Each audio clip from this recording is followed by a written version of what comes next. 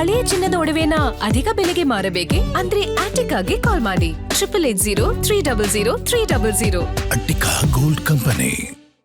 ಗ್ಯಾರಂಟಿಯ ಈ ಕ್ಷಣದ ಎಕ್ಸ್ಕ್ಲೂಸಿವ್ ಸುದ್ದಿ. ಡಿ ಬಾಸ್ ಅಭಿಮಾನಿಗಳು ಮಿಸ್ ಮಾಡದೆ ನೋಡ್ಲೇಬೇಕಾಗಿರುವ ಸ್ಟೋರಿ. ಕಾರಣ ಇದು ನಟ ದರ್ಶನ್ ಅವರಿಗೆ ಸಂಬಂಧಪಟ್ಟಂತಹ ಭಾನುವಾರದ ಬ್ಲಾಸ್ಟಿಂಗ್ ನ್ಯೂಸ್ ಅನ್ನ ಗ್ಯಾರಂಟಿ ನ್ಯೂಸ್ ನಿಮ್ಮ ಮುಂದೆ ಇಡ್ತಾ ಇದೆ. ಚಿತ್ರದುರ್ಗದ ರೇಣುಕಾಸ್ವಾಮಿ ಕೊಲೆ ಪ್ರಕರಣದಲ್ಲಿ ಜೈಲು ಪಾಲಾಗಿರುವ ದರ್ಶನ್ ಹೊರಗಡೆ ಇದ್ದಾಗ ಐಷಾರಾಮಿ ಜೀವನ ಮಾಡ್ತಾ ಇದ್ರು. ಚಿತ್ರರಂಗದಲ್ಲೇ ಅತಿ ದೊಡ್ಡ ಹೆಸರು ಮಾಡಿರುವಂತಹ ದರ್ಶನ್ ಅವರ ಸ್ಥಿತಿಗತಿ ಈಗ ಹೇಗಿದೆ ಅನ್ನೋದನ್ನ ಬಹುತೇಕರು ಪ್ರಶ್ನೆ ಮಾಡ್ತಾ ಇದ್ರಿ. ತಿಳಿದುಕೊಳ್ಳೋ ಪ್ರಯತ್ನ ಕೂಡ ಆಗ್ತಾ ಇತ್ತು. ಆ ಕುರಿತ ಎಕ್ಸ್ಕ್ಲೂಸಿವ್ ಮಾಹಿತಿಯನ್ನ ಗ್ಯಾರಂಟಿ ನ್ಯೂಸ್ ನಿಮ್ಮ ಮುಂದೆ ಇಡ್ತಾ ಹೋಗುತ್ತೆ. ಹಾಗಾಗಿ ದರ್ಶನ್ ಅಭಿಮಾನಿಗಳು ಮಿಸ್ ಮಾಡದೆ ಈ ಸ್ಟೋರಿಯನ್ನ ಕಣ್ತುಂಬಿಕೊಳ್ಳಿ.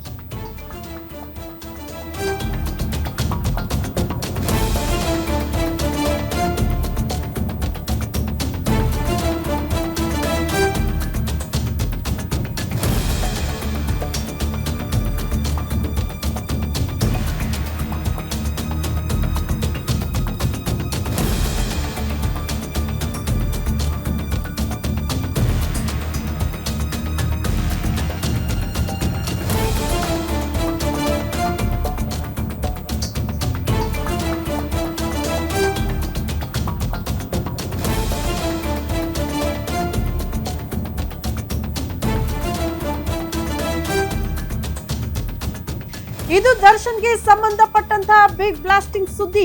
ದರ್ಶನ್ ಫ್ಯಾನ್ಸ್ ಈ ಸುದ್ದಿ ಮಿಸ್ ಮಾಡದೆ ನೋಡ್ಲೇಬೇಕು. ಹೊರಗಡೆ ಚಕ್ರವರ್ತಿಯಾಗಿದ್ದ ದರ್ಶನ್ ಈಗ ಹೇಗಿದ್ದಾರೆ? ಅವರ ಸ್ಥಿತಿ ಹೇಗಿದೆ? ಜೈಲಲ್ಲಿ ದರ್ಶನ್ ಇರೋ ಪರಿಸ್ಥಿತಿ ಕೇಳಿದ್ರೆ ಅಯ್ಯೋ ಅನ್ಸುತ್ತೆ ದರ್ಶನ್ ಅಭಿಮಾನಿಗಳಿಗೆ.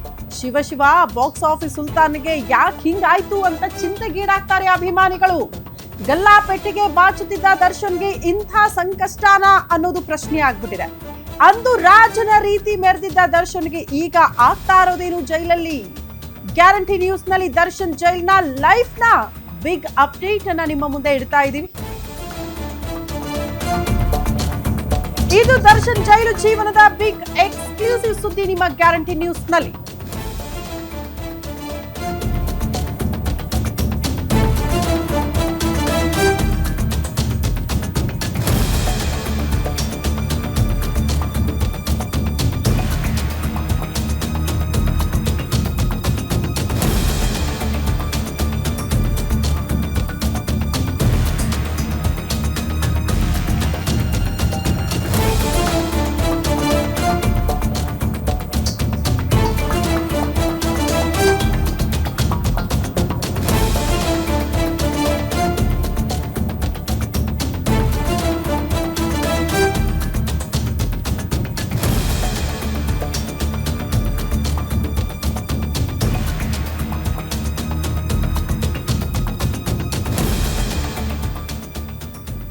ಇದು ದರ್ಶನ್ ಜೈಲು ಜೀವನದ ಬಿಗ್ ಎಕ್ಸ್ಕ್ಲೂಸಿವ್ ಸುದ್ದಿ.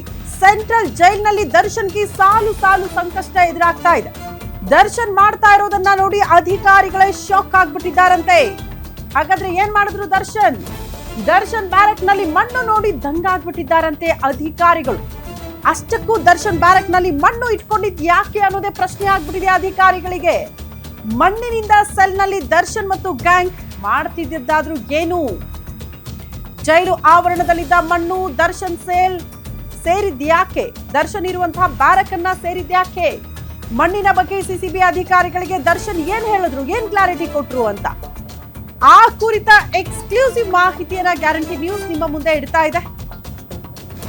ಒಂದು ರೇಣುಕಾಸ್ವಾಮಿ ಕೊಲೆ ಪ್ರಕರಣಕ್ಕೆ ಸಂಬಂಧಪಟ್ಟಂತೆ ಯಾಕೆ ಸಾಲು ಸಾಲು ಸಂಕಷ್ಟ ಅಂದ್ರೆ, ಮಧ್ಯಂತರ ಜಾಮೀನಿನ ಮೇಲೆ ಹೊರಗಡೆ ಬಂದ್ರು. ತದನಂತರದಲ್ಲಿ ಸುಪ್ರೀಂ ಕೋರ್ಟ್ ಆ ಜಾಮೀನನ್ನ ರದ್ದು ಮಾಡಿತು. ಅಗೇನ್ ಜೈಲು ಪಾಲಾಕಿದ್ದಾರೆ. ವರ್ಷಾನುಗಟ್ಟಲೆ ಜೈಲಲ್ಲೇ ಕೊಳಿಬೇಕಾದಂತಹ ಪರಿಸ್ಥಿತಿ ದರ್ಶನ್ ಅವರಿಗೆ ಬಂದೊದಗಿದೆ. ಮತ್ತೊಂದು ಕಡೆ ಟ್ರಯಲ್ ಬೇಗ ಆಗ್ತಾ ಇಲ್ಲ ಅನ್ನೋ ಕಾರಣಕ್ಕೆ ಕೋರ್ಟ್ ಮೊರೆ ಹೋದ್ರೂ ಕೂಡ ಅಲ್ಲೂ ರಿಲೀಫ್ ಸಿಗ್ಲೇ ಇಲ್ಲ. ಆದಷ್ಟು ಬೇಗ ಟ್ರಯಲ್ ಮುಗಿಸೋದಕ್ಕೆ ಕೋರ್ಟ್ಗೆ ಸೂಚನೆ ಕೊಟ್ಟರು ಬಿಟ್ರೆ ದರ್ಶನ್ಗೆ ಯಾವುದೇ ರಿಲೀಫ್ ಈ ವಿಚಾರದಲ್ಲಿ ಸಿಗ್ಲೇ ಇಲ್ಲ.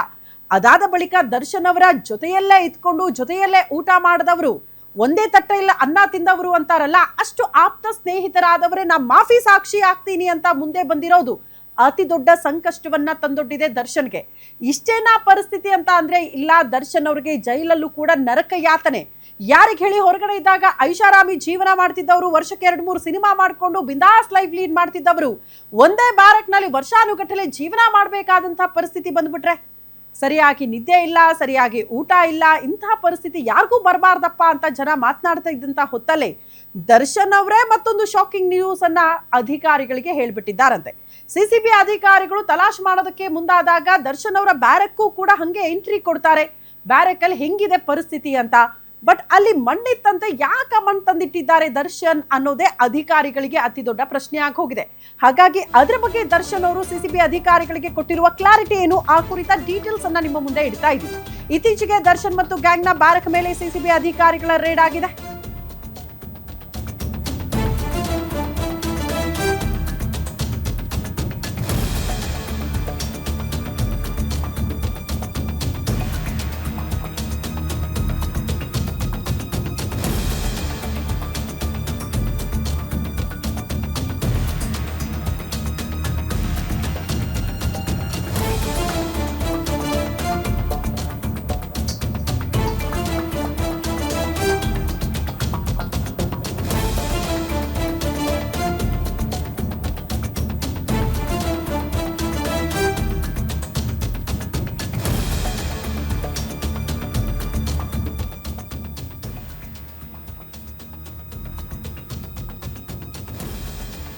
ಇತ್ತೀಚೆಗೆ ದರ್ಶನ್ ಮತ್ತು ಗ್ಯಾಂಗ್ ನ ಬ್ಯಾರಕ್ ಮೇಲೆ ಸಿಸಿಬಿ ಅಧಿಕಾರಿಗಳ ದಾಳಿ ಆಗಿದೆ. 2 ಗಂಟೆಗೂ ಅಧಿಕ ಕಾಲ ಬ್ಯಾರಕ್ಗಳಲ್ಲಿ ಸಿಸಿಬಿ ಅಧಿಕಾರಿಗಳು ತೀವ್ರ ಶೋಧ ಮಾಡಿದ್ದಾರೆ. ಟಾಯ್ಲೆಟ್ ಪೈಪ್ ನಲ್ಲಿ ಪಾರ್ಕ್ ವರೆಗೂ ಕೂಡ ಅಧಿಕಾರಿಗಳ ಹದ್ದಿನ ಕಣ್ಣಂತೆ. ಬ್ಯಾರಕ್ ಮುಂದಿನ ಕಿರು ಪಾರ್ಕ್ ನ ಮಣ್ಣನ್ನ ಕೆದಕಿ ಪರಿಶೀಲನೆ ಮಾಡಿದ್ದಾರೆ. ಬಿಕಾಸ್ ಪರಪ್ಪನ ಅಗ್ರಹಾರದಲ್ಲಿ ಪರಿಸ್ಥಿತಿ ಹೆಂಗಿದೆ ಅಂದ್ರೆ ಎಲ್ಲೋ ಮೊಬೈಲ್ಗಳನ್ನ ಬಚ್ಚಿಡೋದು, ಸಿಗರೇಟ್, ಮಾದಕ ವಸ್ತುಗಳು ಸಿಕ್ಕಿಬಿಟ್ಟಿದೆ. ಹಂಗಾಗಿ ಅದಕ್ಕಾಗಿ ಶೋಧ ಮಾಡಿದ್ದಾರೆ ಅಂತ. ದರ್ಶನ್ ಪವಿತ್ರ ಗೌಡ ಬ್ಯಾರಕ್ಗಳಲ್ಲೂ ಕೂಡ ಅಧಿಕಾರಿಗಳು ಪರಿಶೀಲನೆ ಮಾಡಿದ್ದು, ದರ್ಶನ್ ಬ್ಯಾರಕ್ ನಲ್ಲಿ ಪತ್ತೆಯಾಗಿದೆಯಂತೆ ಮಣ್ಣು. ಆ ಮಣ್ಣು ನೋಡಿ ಅಧಿಕಾರಿಗಳು ಶಾಕ್ ಆಗ್ಬಿಟ್ಟಿದ್ದಾರೆ. ಈ ಮಣ್ಣು ಯಾಕೆ ಅಂತ ದರ್ಶನ್ ಅಧಿಕಾರಿಗಳಿಗೆ ಅಂದ್ರೆ ಅಧಿಕಾರಿಗಳು ದರ್ಶನ್ ಅವರನ್ನ ಪ್ರಶ್ನೆ ಮಾಡ್ತಾರೆ. ಜೈಲ್ನಲ್ಲಿ ಟಾಯ್ಲೆಟ್ ಕಮೋಡ್ ಕ್ಲೀನ್ ಮಾಡೋದಕ್ಕೆ ಮಣ್ಣನ್ನೇ ಬಳಸ್ತಾ ಇದ್ರಂತೆ ದರ್ಶನ್. ಕಮೋಡ್ ನಲ್ಲಿ ಪಾಚಿ ಕಟ್ಟಿಕೊಳ್ಳದಂತೆ ಮಣ್ಣಿನಿಂದಲೇ ಡಿ ಗ್ಯಾಂಗ್ ಅದನ್ನ ಕ್ಲೀನ್ ಮಾಡ್ತಾ ಇದ್ರಂತೆ. ಇತ್ತೀಚೆಗೆ ದರ್ಶನ್ ಮತ್ತು ಗ್ಯಾಂಗ್ ನ ಪರಿಸ್ಥಿತಿ ಹೆಂಗಿದೆ ಅಂತ ಅಂದ್ರೆ, ಒಳಗಡೆ ದರ್ಶನ್ ಎಕ್ಸ್ಪೆಷಲಿ, ಹೊರಗಡೆ ಐಷಾರಾಮಿ ಜೀವನ, ಒಳಗಡೆ ನರಕ ಯಾತನೆ, ಕ್ಲೀನ್ ಆಗಿಲ್ಲದೆ ಇರೋ ಟಾಯ್ಲೆಟು, ಕತ್ಲೆ ರೂಮು, ಚಾಪೆ ಮೇಲೆ ಮಲಗಬೇಕು, ಇಂಥ ಪರಿಸ್ಥಿತಿ ಇರುವಾಗ ಸಿಸಿಬಿ ಅಧಿಕಾರಿಗಳು ಇತ್ತೀಚೆಗೆ ಪರಪ್ಪನ ಅಗ್ರಹಾರದಲ್ಲಿ ಮತ್ತೆ ಮೊಬೈಲ್ ಸಿಕ್ತು, ಮಾದಕ ವಸ್ತುಗಳು, ಸಿಗರೇಟ್ ಎಲ್ಲ ಸಪ್ಲೈ ಆಗ್ತಾ ಇತ್ತು ಅನ್ನುವಂಥ ಆರೋಪ ಇತ್ತು. ಹಾಗಾಗಿ ಇದೇ ವಿಚಾರಕ್ಕೆ ಸಂಬಂಧಪಟ್ಟಂತೆ ರೇಣುಕಾಸ್ವಾಮಿ ಕೊಲೆ ಆರೋಪಿಗಳು ಇದ್ದಂತಹ ಬ್ಯಾರಕ್ನಲ್ಲೂ ಕೂಡ ದಾಳಿ ಮಾಡಿ ಪರಿಶೀಲನೆ ಮಾಡೋದಕ್ಕೆ ಮುಂದಾಗ್ತಾರೆ. ಬಟ್ ಅಲ್ಲಿ ಮೊಬೈಲ್ ಸಿಗ್ಲಿಲ್ಲ, ಬದಲಾಗಿ ಮಣ್ಣಿತ್ತಂತೆ ದರ್ಶನ್ ಅವರ ಬ್ಯಾರಕ್ನಲ್ಲಿ. ಯಾಕೆ ಮಣ್ಣು ತಂದಿಟ್ಟಿದ್ದೀರಿ ಅಂತ ಪ್ರಶ್ನೆ ಮಾಡಿದ್ರೆ, ಇಲ್ಲ ಟಾಯ್ಲೆಟ್ ಕ್ಲೀನ್ ಮಾಡೋದಕ್ಕೆ ಇದೇ ಮಣ್ಣು ಬೇಕು, ಯೂಸ್ ಮಾಡ್ತಾ ಇದ್ವಿ ಅಂತ ದರ್ಶನ್ ಅವರು ಹೇಳ್ಕೊಂಡಿದ್ದಾರಂತೆ.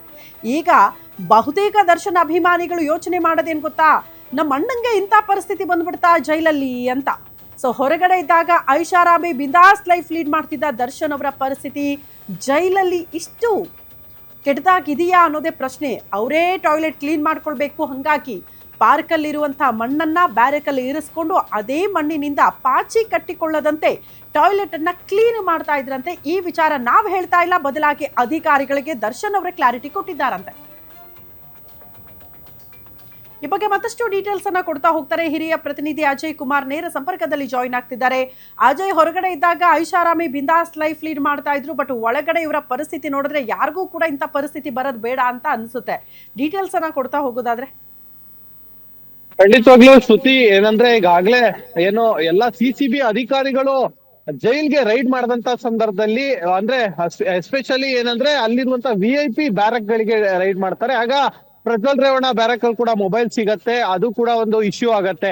ಯಾವಾಗ ಇಲ್ಲಿ ನಟ ದರ್ಶನ್ ಅವರ ಏನು ಬ್ಯಾರಕ್ ಬಳಿ ಕೂಡ ಹೋಗ್ತಾರೋ ಅಲ್ಲೂ ಕೂಡ ಒಂದ್ ರೀತಿ ಅನುಮಾನಾಸ್ಪದವಾಗೂ ಕೂಡ ಅಲ್ಲಿರುವಂತಹ ಪೊಲೀಸರಿಗೂ ಕೂಡ ಕಾಣಿಸುತ್ತೆ. ಯಾಕಂದ್ರೆ ಅಲ್ಲಿ ಅವರ ಬ್ಯಾರಕ್ ನ ಮುಂದ್ಗಡೆ ಮತ್ತೆ ಅಲ್ಲಿ ಮುಂದ್ಗಡೆ ಇರುವಂತಹ ಒಂದು ಸಣ್ಣ ಒಂದು ಪಾರ್ಕ್ ಇರುತ್ತೆ, ಅಲ್ಲಿ ಗಿಡ ಗಂಟೆಗಳು ಕೂಡ ಬೆಳ್ಕೊಂಡಿರುತ್ತೆ. ಆದ್ರೆ ಇವರು ಅಲ್ಲಿ ಒಂದು ಗುಂಡಿಯನ್ನು ಕೂಡ ತೋಡಿರ್ತಾರೆ. ಸೊ ಈಗ ಆಗ ಅಧಿಕಾರಿಗಳಿಗೆ ಒಂದ್ ರೀತಿ ಅನುಮಾನ ಬರುತ್ತೆ, ಇಲ್ಲೇನಾದ್ರೂ ಮೊಬೈಲ್ ಅಥವಾ ಬೇರೆ ಏನಾದ್ರು ವಸ್ತುಗಳನ್ನ ಅಲ್ಲೇನಾದ್ರು ಅಡಗಿಸಿ ಏನಾದ್ರು ಇಟ್ಟಿದಾರ ಅನ್ನೋ ಅನುಮಾನ ಕೂಡ ವ್ಯಕ್ತವಾಗುತ್ತೆ.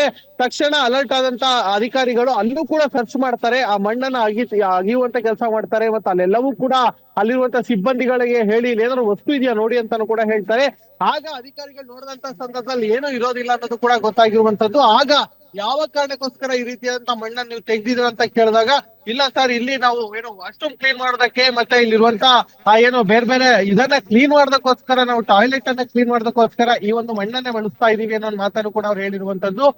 ಅಧಿಕಾರಿಗಳು ಕೂಡ ಅವಾಗ ಓಕೆ ಅದಕ್ಕಾದ್ರೆ ಓಕೆ, ನೀವ್ ಯಾವ್ದೇ ರೀತಿಯಾದಂತ ಏನು ವಸ್ತುಗಳು ಬಚ್ಚಿಟ್ಟಿಲ್ಲ ಅಲ್ವಾ ಅಂತ ಕೇಳ್ತಾರೆ. ಇಲ್ಲ, ನಾವ್ ಯಾವ್ದೇ ರೀತಿಯಂತ ವಸ್ತುಗಳು ಮೊಬೈಲ್ ಯಾವ್ದು ನಮ್ಮ ಹತ್ರ ಇಲ್ಲ, ಕೇವಲ ಈ ಮಣ್ಣನ್ನ ಇಲ್ಲಿರುವಂತ ವಾಶ್ರೂಮ್ಗೆ ಮತ್ತೆ ಟಾಯ್ಲೆಟ್ಗೆ ಯೂಸ್ ಮಾಡೋದಕ್ಕಷ್ಟೇ ನಾವು ಬಳಸ್ತಾ ಇದೀವಿ ಅಂತ ಹೇಳಿ ಒಂದ್ ಮಾತನ್ನು ಕೂಡ ಹೇಳಿರುವಂತದ್ದು. ನೀವ್ ಹೇಳ್ದಂಗೆ ಐಷಾರಾಮಿ ಜೀವನ ಮಾಡಿದಂತ ನಟ ದರ್ಶನ್ಗೂ ಕೂಡ ಈ ರೀತಿಯಾದಂತ ಪರಿಸ್ಥಿತಿ ಬಂದಿರುವಂತದ್ದು ಸಹಜವಾಗಿ ಅವರ ಅಭಿಮಾನಿಗಳಲ್ಲೂ ಕೂಡ ಒಂದ್ ರೀತಿ ಆತಂಕ ಉತ್ಸೆ ಹುಡ್ಸತ್ತೆ. ಸೊ ಹೀಗಾಗಿ ಅಧಿಕಾರಿಗಳು ಕೂಡ ಆನಂತರ ಸರಿ ಆಯ್ತು, ಆದಷ್ಟು ಬೇಗ ಇಲ್ಲಿರುವಂತ ಕೆಲಸವನ್ನ ಕಂಪ್ಲೀಟ್ ಮಾಡಿಸ್ತೀವಿ, ಜೊತೆಗೆ ನಿಮಗೆ ಏನು ಎಕ್ವಿಪ್ಮೆಂಟ್ ಏನ್ ಬೇಕು ಕ್ಲೀನಿಂಗ್ ಅದು ಕೂಡ ಕೊಡ್ತೀವಿ ಅನ್ನೋ ಮಾತನ್ನು ಕೂಡ ಸಹ ಹೇಳಿದಾರೆ ಅನ್ನೋ ಮಾಹಿತಿ ಕೂಡ ಈಗಾಗಲೇ ಸಿಗ್ತಾ ಇರುವಂತದ್ದು. ಶ್ರುತಿ.